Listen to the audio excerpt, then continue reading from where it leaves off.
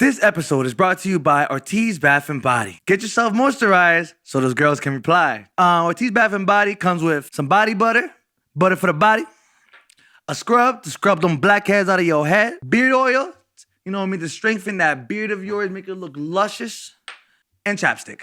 Obviously, you know me, I'm Mr. Chappy, so I gotta have a little bit of this every now and then, you know what I mean, just to get myself together, because sometimes your boy be looking ashy.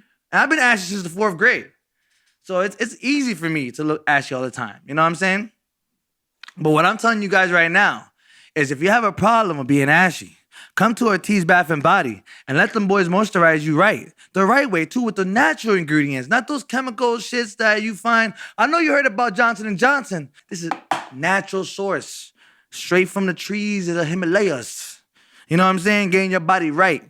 So make sure to hit up Ortiz Bath and Body. Get that body moisturized. Let's get back to the show.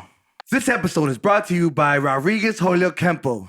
Bring your spirit or stay home. Like I told you before, this is only for elite karate enthusiasts only. This man, Shisho Rodriguez, is the GOAT. I'm telling you. In my opinion, one of the best martial artists out here in Western Mass. And when he teaches your kid, he's giving them the instructions they need to be the best that they can be. If your kid goes into our school, he or she has to understand that this is a school full of discipline. So when you come in, this is not a karate school where everybody runs around and they get points and they break boards. No, this is a school for straight discipline, and you're gonna learn this as like a habit. Rodriguez Holyoke Kenpo is located on 233 Maple Street in Holyoke. So if you guys want to sign up your kids, make sure to hit up Ricardo Rodriguez on Facebook or hit up the Rodriguez Holyoke Kenpo and Fitness page for more details. Now let's start the show. Most motherfuckers don't know shit about boxing. You don't know shit about boxing. It's your boy Holat Jones. And it's Lawddyy Koi. And we in the building once again, doing a whole lot of sports, giving you the sports news. And from our takes, and it might not be the best take, but it's our take. You know what I'm saying? That's how we're going to do it. Well, our first conversation, and we can't start the show without saying this. Tank just stopped Ryan in the 7th round. 7th round. With- Knocked him down in the 2nd round. Are we calling it a knockout? No, because- because knockout. What you mean? Like the official decision is a knockout, right? Because even though he was knocked down, he didn't pass the 10 count, right? Yeah, that's a knockout. It's a knockout. Yeah. Yo, that's crazy. We did not expect that. Did you expect that? I didn't expect it, but Yeah. I knew it was very probable. Right. So, you know what I mean? I can't say that I just went in there and I'm watching the fight and I knew he was going to knock Honestly, him out. when he walked in, I knew. Once I heard, if it just love, Oh, yeah, that's what everybody- That's That's what everybody's saying. It was like, yo, he can't lose now. yo, but you seen the determination in his face when he walked into the ring. Listen, I could tell already Ryan didn't feel like his normal self. He didn't. Something about him at that moment was, I don't know if it was the rehydration clause. I don't know, because he understood now that this is a big stage. Because he probably didn't recognize the fact that this was going to be a big fight. I think he knew it was going to be a big fight, but I don't think he ever fought in front of so many fucking people. No, he didn't. So he was looking like a little scared bitch. I ain't gonna lie to you. Right. Yeah. You got to imagine, like, all you can do is imagine how tough that is, or like just the experience in itself. Like, this is your first fight, First major. in front of the largest crowd Right. of your life. Right, and you got bitched like to the point where, listen, Mario was a way better opponent than fucking Ryan Garcia. So what is this, Sequoia? Tank Davis is a better fighter, or is it because Ryan Garcia is that trash that he looked the way he looked at that day? I would have to say. What would you say? What was your opinion? It's both, Mhm. pretty much. It's both pretty much, because Tank is crazy. He definitely showed he's a cut above the rest with that one. Yeah. Garcia was just too stiff, in my opinion. He did not use the ring very well. He was just going straight back, like in a line. Like, I just didn't understand anything. And he had his left hook on lock. Tank had his left hook on lockdown with that one little jab thing he was doing, making sure that it was like in play. It was pure genius on Tank's behalf. He did have his left hook on lockdown for sure, because that's where the lockdown came from. Yeah, the knockdown came from a counter off him trying to throw the But left hook. that's Ryan attempting to throw the left hook 3 times, bro. 3 times. Three like, times. I think there was a fourth. I count a fourth time when we put the highlight. Yo, and it's crazy because who did he knock out with the uppercut? It was Santa Cruz, right? Yeah. Yo, he said it in the all access. He was like, yo, he threw the same punch 3 times. He said it in all. He was like, yo, why would you throw the same punch 3 times? Yeah. That was a different Mexican. And then now you got Ryan Garcia. He did the same exact thing. He threw the same punch 3 times in a row and got dropped. It wasn't as bad, but he still got dropped. Damn, I fucked up. It was Santa Cruz that he went to the 11th round with. Santa Cruz. Oh, he Santa knocked Cruz. him out with the the uppercut. That's the one, right? uppercut that was in the 11th round. Yeah. I've been mistaken. It wasn't Mario. Mario's garbage. Santa Cruz was the better fighter than Ryan. Yeah, Santa Cruz is a good fighter. Yeah, sure. Santa Cruz had a better moment with freaking Ryan than. But here's the craziest stat about Tank Davis. Yeah. That just came to the surface. He got a 93% knockout rate Yes, he does. with the lowest amount of punches thrown. Right. Crazy. So this dude is a sniper. But overall, I think Ryan, I think as the fight went on, he looked drained. He looked like he didn't really know what he was doing. I think it was one besides being drained, I think he didn't have enough tools in his arsenal. He was just trying to Not at all.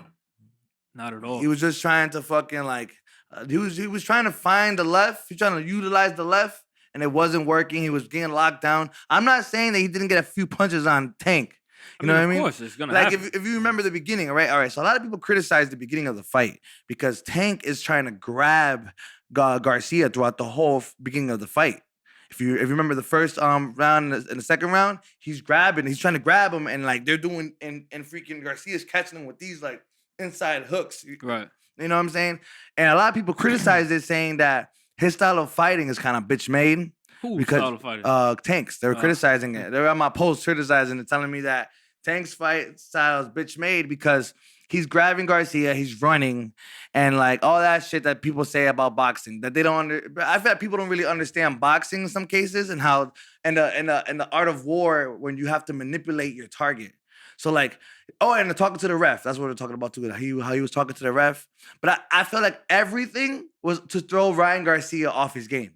Of course, it's a chess match. The fucking grabbing in the beginning was just to throw him off of his speed in the first 2 rounds. You know what I mean? And then what happened? The second round, Ryan caught him with a punch, and we kind of saw Tank got caught.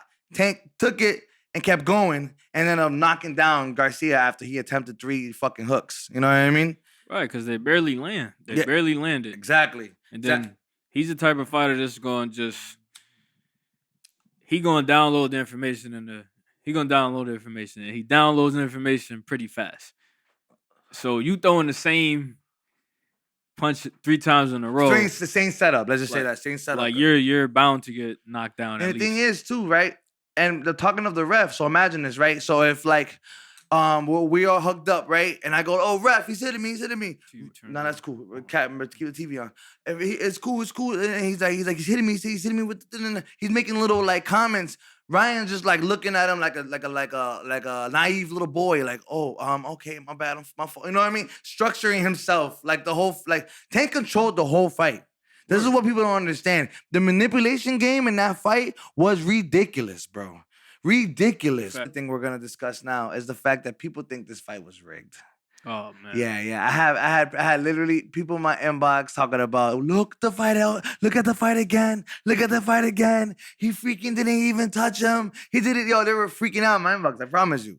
And they were on my post also freaking out, saying that something looked funny about the fight. It looked funny that Ryan Garcia just gave up. They couldn't believe that Tank, but they don't know because you know what? These are casual niggas that see this is me trying to talk over the mic. These casual niggas don't understand the power of Gervonta Davis. They don't understand that motherfucker hits like a light heavyweight. You know what I'm saying? Yeah, they don't. They don't know he hit like a dump truck.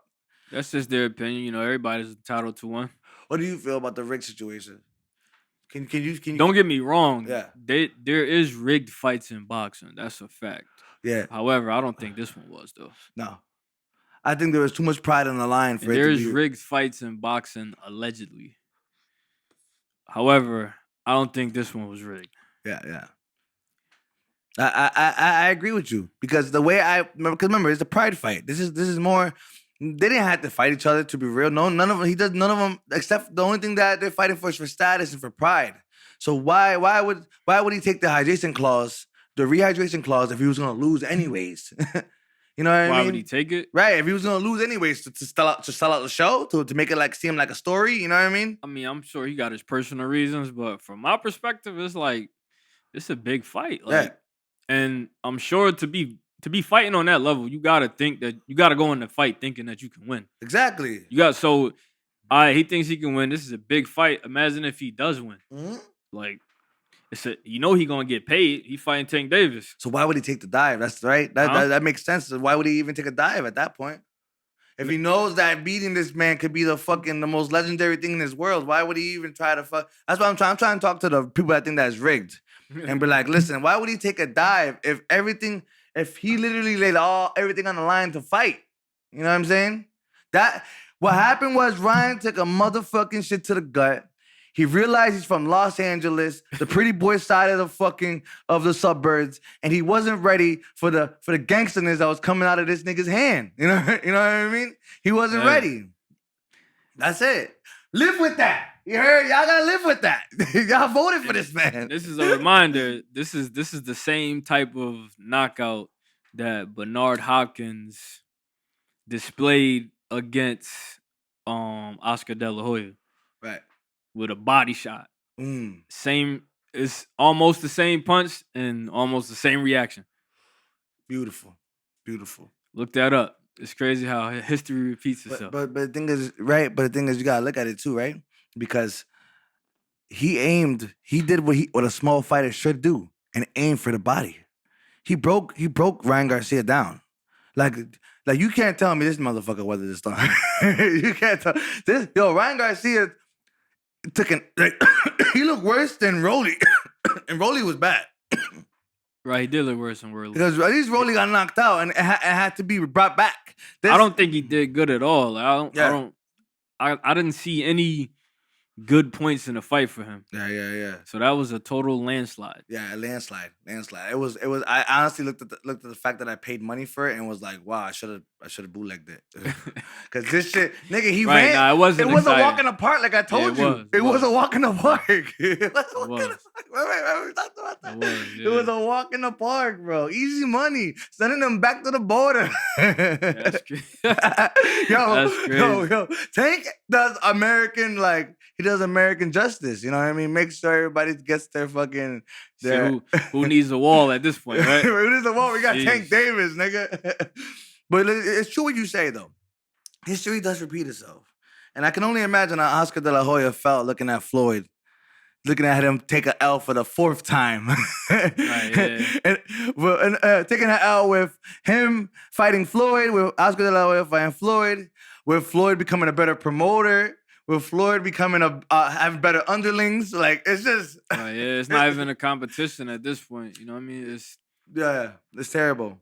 The fight is already won. Yo, I think Floyd versus Mexico's undefeated. Like, Floyd versus everybody's undefeated, so... That's a fact. That's a fact. Yo. 50-0, right? 50-0, right? Yeah. I'm telling you, that's bugging, bro.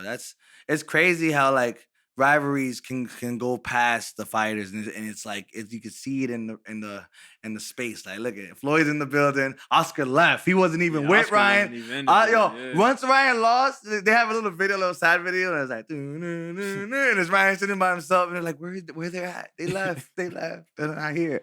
But shout out to him though. He, you know what I mean? He kept his cool and handled his business. What can he do, bro? What can he do? If he act up, you get beat up again.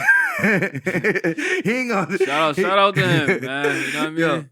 Yo, he was real bitch made after the fight too. Like, all right, my nigga, we cool now. Like, we're love. It's all love. He was real lovey-dovey at the end. It's a respect thing, man. It's a respect thing. They just promoting the fight, man. I know. It's show business at the end of the day. Yeah. It was great. It was a great episode, bro. And with the same result every time. With Tank winning, and now we're moving in. Now, like we said last week, he should be able to fight the winner of like Lomo and fucking Haney. You know what I mean? That should be the fight next. That would be a good fight, whichever one. Because I know they said they was trying to make the Davis versus Lomachenko fight like 2 years ago. Yeah. So they tried to make it. But I think Loma died down too, right? Didn't that Loma die down 2 years ago? Die down. Like I mean, he lost to Teofimo Lopez. Yeah, exactly. And his whole reputation kind of like died down. He hasn't really been active either. So we'll see. I don't see him beating Haney. So yeah, 100%. If they were to fight, it would be Haney and Tank Davis, in my personal opinion. And yeah, I have Tank Davis by knockout in that fight. I have knockout as well. Or see, it is a 50-50 fight. Yeah. It's either Tank Davis by knockout Yeah. or Devin Haney by decision. That's more likely, but I don't feel like that motherfucker has a chin to save his life. You don't feel like it? I'm telling you, once he feels the pressure after seeing this fight, I believe Tank Davis is a superhero. He's a mutant. He's a mutant. They're like, son, I don't know what they feeding niggas in Baltimore. That's where he's from, right? Baltimore. Yeah, I don't know what the fuck they feeding niggas out there, yo. But like, I'm about to go bring Jonez out there to train because, nice, yeah, definitely. He's doing science. I don't think Devin has the structure to defeat him. This episode is sponsored by Ortiz Bath and Body. Listen, I understand. Sometimes you buy these lotions and in the next 20 minutes after you put it on, it freaking starts to ash. Your skin starts to ash. I know, because I've been one of those guys that put lotion on and went outside and I was already drier than a fucking desert. Ortiz Bath and Body can help with that. Ortiz Bath and Body provides the butter, the scrub, the beard oil, the chapstick. They even provide a nutrients help if you really need the help with your nutrients. You just gotta hit Ortiz Bath and Body and see what it can do for you. First thing I'm gonna tell you like this. I know how it is to walk around here wishing, hoping on a star that someone can just take away this ashy skin. The call has been answered. Ortiz Bath and Body. If y'all don't know by now, get with it before y'all stay ashy. Now let's get back to the show. Because, like I said, Devin's never really... Who's he fought that's really tested his gut? Tested his chin. You know what I mean? I mean, well, who he beat? He beat Gamboa. Yeah. He beat... Everybody beat Gamboa. George Kambosos twice. Yeah. Those are his biggest fights. That's really like... And if we compare, I think Ryan would definitely beat Kambosos. I think so. I don't know, man. I don't know. Listen, those are both fighters that got manipulated by their opponents so bad. You know what I mean? Like Haney is, but listen, man, Haney has the skills to beat Gervonta. Yeah, he does. No, I've seen him display it against freaking Caboza, and you can definitely tell like this guy is in your head. You know what I mean? He's in your head and he's toying with you and he has the jab. His jab is firm. He's dominating. Yeah, like I said, he got the footwork. The only thing he's lacking is the power. So that might be the deciding factor. That might be the only thing he needs. That might be the only thing that needs to bring him to the ground. Because that's what he don't got the power or the chin. So it's like yeah, but he do got the skill to box in there. That's for sure. That'll be a great fight. That would be an awesome fight to have. Great fight. To even watch. But now can we? All right. So when we talk about this now, right? Freaking this guy Isaiah Cruz, the Pitbull. You know what I mean? He's definitely a better fighter than Ryan. And I said this before. I don't know if I said this to you, but I said this before. If Ryan would have went and fought Isaiah before, because he was supposed to fight Fortuna. He was supposed to fight Isaiah. He ended up fighting Fortuna. So he's supposed to fight Cruz? He was supposed to fight Cruz, and that fight got rearranged. Something happened, and then he ended up fighting Fortuna instead. You know what I'm saying? If he would have went and fought Isaiah Cruz would have beat the bricks off this boy. I promise you. Same result as Devontae Davis. Could have been, yeah. 100%. That is the Mexican halfway Tank. Like, he's not a Tank, but he's the Mexican fucking alternate version of what, like, he would have got beat just the same. He would have got beat just the same. Yeah, he probably would have got beat because of the fighting style. Because Ryan Garcia showed no ability to fight off his back foot. But was it because of the going straight back? Not using any ring generalship, no circles. Right. You know what I mean? Like just going straight back. Mm-hmm. But was it because of the claws? Was it because he was drained? Was he tired? Or was it too? You know what I mean? Or it was... Who knows, man? Like, I don't know what was going on, but that's a possibility. Or was it just the fact that Gervonta Davis was just a better fighter overall? That too.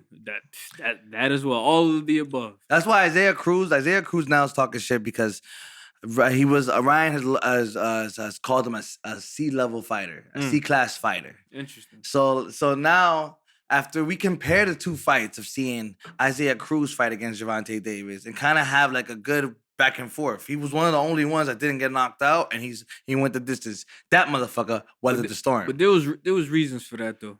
Tell me. First of all, I'll say from my perspective, if Gervonta and Cruz were ever to fight again, I got Gervonta knocking him out. Yeah, knocking him out? Yeah, I got him knocking him out. And I think, from my perspective, that Cruz lasted that long because, one, you can call it excuses, call it whatever you want. Say what you said. You know what I mean? That's what he said. One, he broke his hand in the fight. That's big. Like, you got a broken hand. And you're fighting still? And you're fighting. That's big. Like, that cuts your knockout rate in half. That cuts the chances of a knockout literally in half. Well, mind you, if you're fighting and you're fucking in pain as well, like, that is definitely... That's one hand gone. That's no longer functioning at his maximum strength. Yeah. And two, he took... Cruz was a replacement for another fighter. Mm-hmm.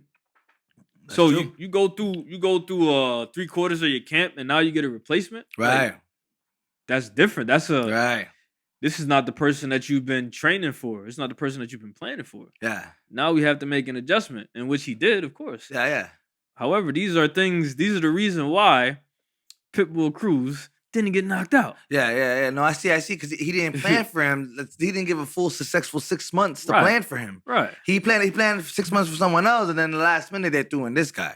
Which what happened to Pacquiao. Remember what happened to Pacquiao and how Pacquiao lost? Who he lost against? Was it Marquez? No, but not Marquez. He knocked out by Marquez. But there was a fight. He lost to Marquez. Too. Yeah. But there was it was a fight where he got it was when he fought the African.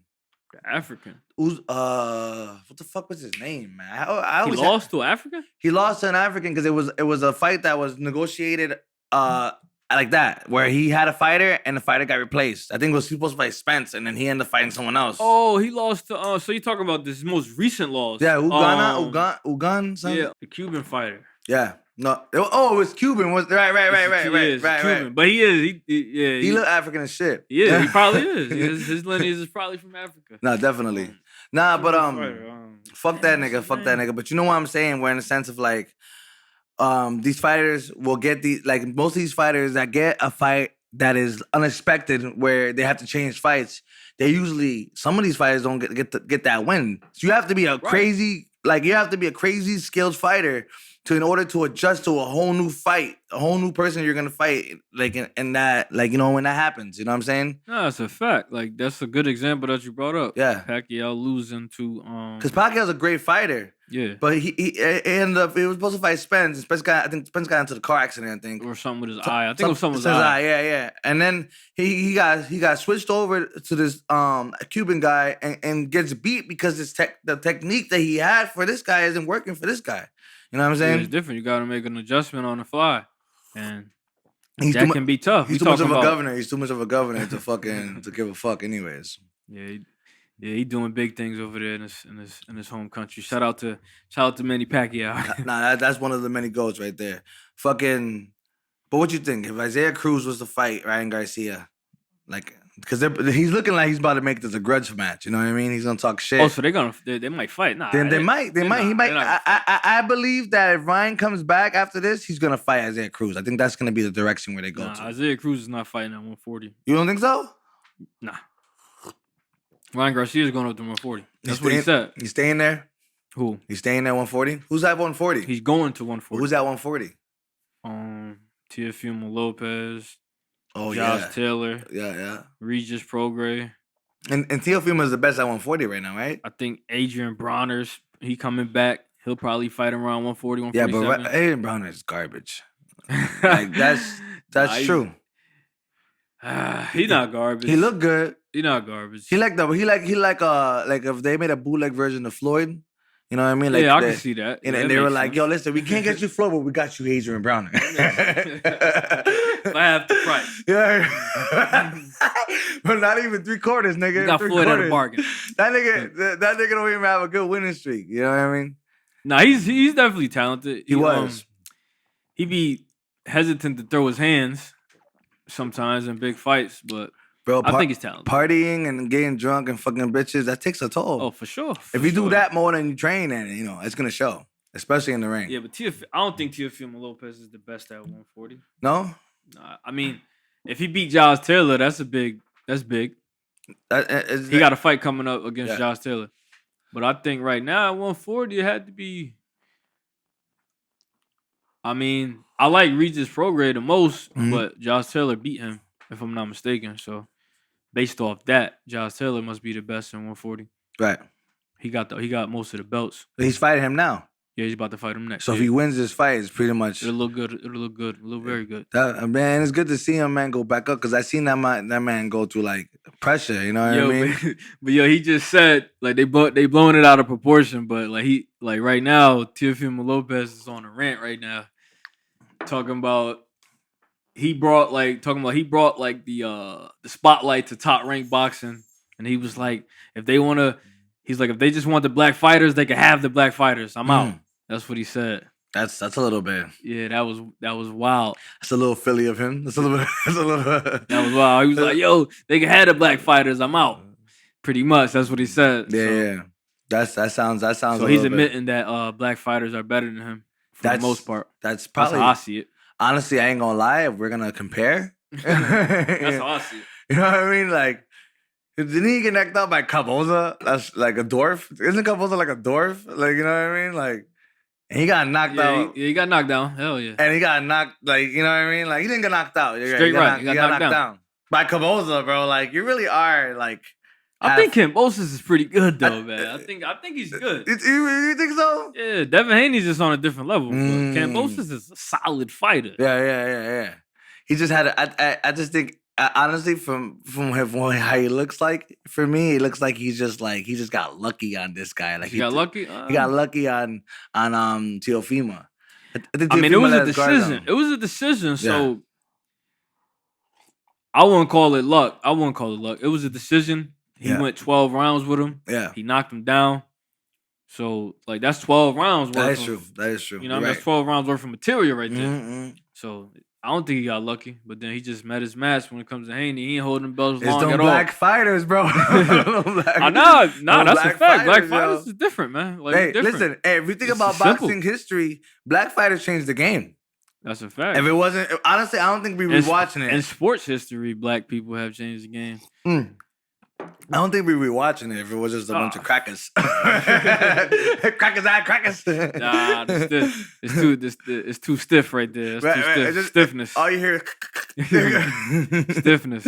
Nah, that's funny. But at the end of the day, Teofimo, if you're hearing this, you have to earn your respect. You know what I mean? You got knocked down by the dwarf of the division. And this fight is gonna showcase if you really about this shit. If not, just quit. Cause he need time to mature. Hopefully, he's mature now. Is that what it is? He's going through it. I mean, he's young. Lomachenko was getting so much hype when he beat him. Yeah. Like, you can only expect a kid young. He just beat what everybody's hyping up to be Lomachenko. The greatest. He beat one of the greatest fighters at the time. The most overhyped fighter in my opinion. But yeah, Lomachenko's good. So yeah, he just beat him. Yeah, and took all the belts, undisputed. Of course, he's gonna be on a high horse. For Teofimo, that was his first big fight, right? Yeah. And he beat Lomachenko. So yeah, he was on a high horse, and then he got blindsided. Some bitches, bro. That lifestyle of being the champ. Bitches love a champ. Yeah, I can only imagine, yo. But now we're about to see other fights now. Things about to happen. Tyson Fury's about to fight Andy Ruiz. You know what I mean? Honestly, that's what Tyson should have been done. He should have been fighting the rest of this division. He should be wiping out this division. You know what I mean? Low by low. You know what I mean? Yeah, I'll give Andy Ruiz absolutely 0 shot. You really? 0. Yo, bro, it's his backstory, man. I'm with it. Like, you know what I mean? He was a fat nigga.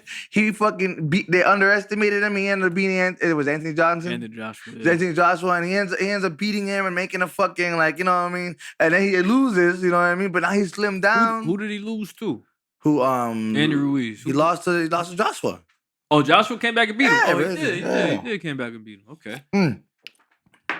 But you know, it's the hype. It's like, oh, nigga, I was just drinking mad beers and now I just won the title. You know what I mean? Like, that nigga looked like he was just getting drunk all the time and fighting because he's like, boy can throw them hands, man. To be that size. Tyson Fury too. Tyson Fury fat too. Yeah, but, it's the heavyweight. It's the heavyweight material. That dude's a monster. Yeah. Tyson Fury, I don't see nobody beating him. I just think he's too organized now. Wilder came the closest. Wilder won that first fight. Right. The first one? Wilder won that first fight. Didn't he get knocked out? He got robbed. It was a decision, right? It was a decision? Yeah. I believe they had a tie. It was a draw, I believe. But Tyson Fury, they gave him 12 seconds to get up. Yeah. Because he was on the canvas for 10 seconds. And the boy went to sleep, literally.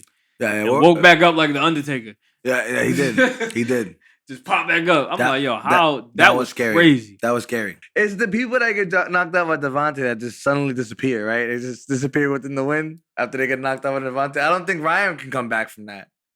He'll come back. And do what? Dance? Like be a TikToker? Nah, he'll come back and fight. Like, Devontae Davis is on a different level. He can beat a lot of other fighters. Yeah. Ryan Garcia can. Yeah. He might look like trash on the level of Gervonta, but yeah. How many boxers are on the level of Gervonta? That's true. We have seen people step up and fail, and that's what we saw. Everyone so far. Yeah. The only fighters that I got seeing only fighters that I see beating him or having a chance to beat him is Shakur Stevenson and Haney. Yeah. That's it. And even Haney doesn't even sound likely, to be honest. Nah, it doesn't sound likely to me either. But Shakur, I think Shakur is really that dude. Yeah. Shakur, like I said, it just needs to happen. These boxing fights need to happen, but that's just what it is when it's for the boxing. You know what I mean?